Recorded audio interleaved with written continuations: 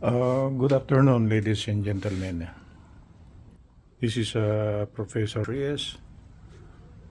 What I will be discussing this afternoon are actually the receivers that I did it myself.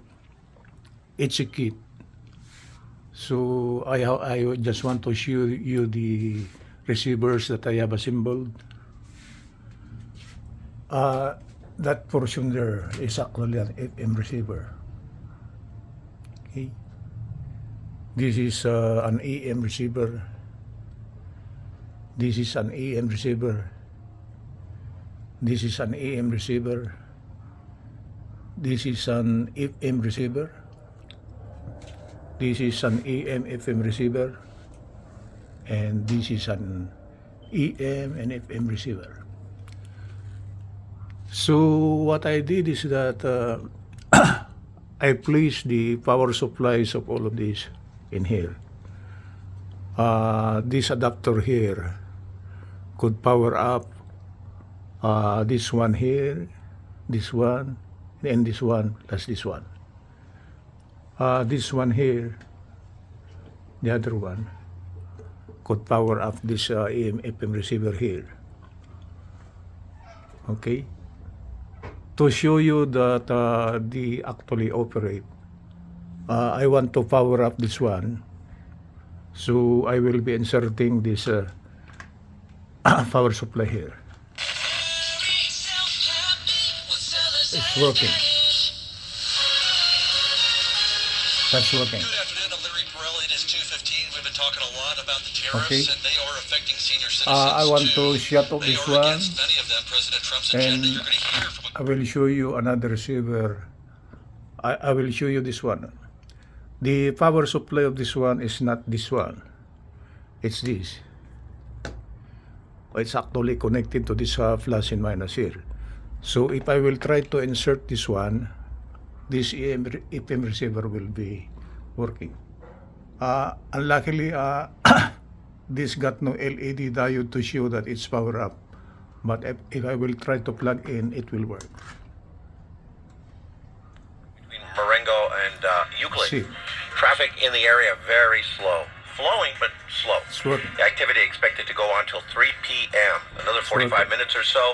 There is, we got a call regarding another So the large power protest supply of in this Thousand one Oaks. came Thousands from of people on this the corner and of Lynn actually and emanated Hillcrest. from this. And they are protesting I want as to well, shut off coming this one, from, that one. all over the place. And I got this AM FM receiver here. This one here is just a 3-volt power supply. The one needed by this one is just a 3-volt power supply. So what I did is that this is 3 volts. This is an AM FM receiver. So to switch on this one, I just connect this thing here to the plus side.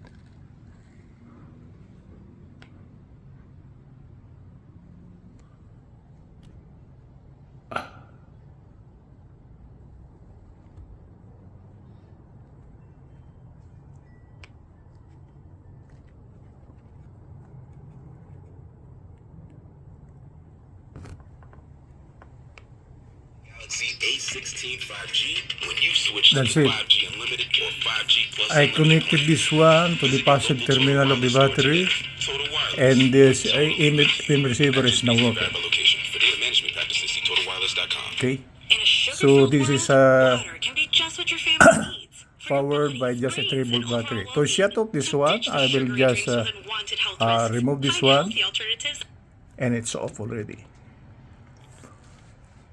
For the one at the top portion, that is actually an FM receiver, in which the circuitry is just the so-called surface mount technology. It's very minute, and that one is connected to this amplifier speakers here. So if I would like to operate that one, I will plug in the power supply of the speakers, and that's power the voltage. The power supply is just this one, is just a 3 volts. That's the one in front. So if I will push this one, tiempos. Mis paisanos, soy Ratón y It sé lo works. frustrante que es tener un auto que no funciona como debería. Si compraste un auto nuevo en los Okay. últimos 6 años y sigue dando problemas, es posible que tengas Works. un auto limón. Pero no te preocupes, porque I want la to Lady shut Boy off this California one. está aquí para protegerte y podría recuperar tu dinero. That's it. So, for all your information, these are all the electronic kits that I have assembled. It's a combination of AM FM receiver. Okay, I will repeat it. This is an AM FM receiver. This is an AM receiver. AM receiver. AM receiver. This is an FM receiver. This is an AM FM receiver, and this is an AM FM receiver. So all of these are powered by this adapter here. This also is an adapter. It got the battery at the top, and this is the power supply of the speakers of the small AM FM receiver.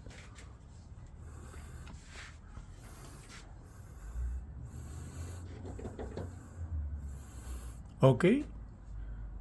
That is the one I am discussing for this afternoon. So I just have shown you all the receivers that I have assembled.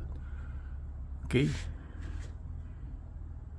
So it is displayed at our gazebo for me to use when I am at the gazebo while having a coffee or eating my lunch or breakfast. Good afternoon from Los Angeles. This is Professor David J.